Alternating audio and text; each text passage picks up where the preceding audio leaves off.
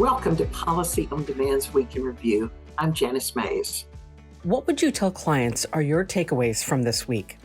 My key takeaways this week are focused on the new caucus.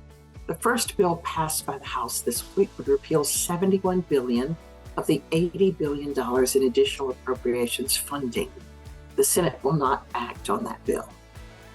House Republicans' efforts to elect a speaker serve as notice that Republicans in the House who want to govern will have to buck their own caucus to reach the bipartisan consensus necessary to extend the public debt limit, to enact appropriations measures, or respond to any economic downturn.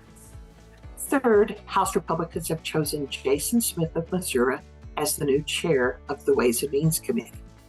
He is a self-described firebrand and populist, and has announced that he will hold hearings on 2017's TCJA, much of will expire after the end of 2025.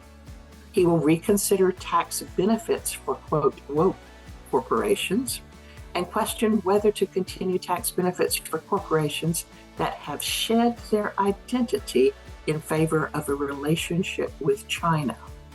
And he recently added that scaling back the new corporate alternative minimum tax would be his last priority.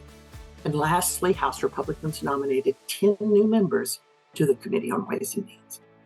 Which question related to policy did you get asked the most, and how did you respond? I continue to be asked about the R&D expensing versus amortization. I have not given up hope that it will be acted on sometime in the second half of the year. To repeal it or to postpone any new action till the end of 2025. There are a few possible opportunities on which this might ride: legislation to repeal the new 1099-K reporting requirements, reauthorization of the Federal Aviation Administration and the Farm Bill, the debt limit, or another year-end appropriation bill.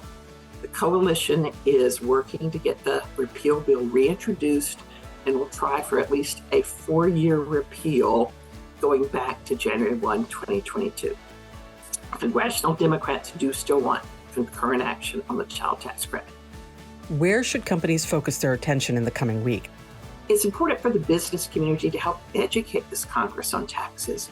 Most House Republican members have never served in the majority.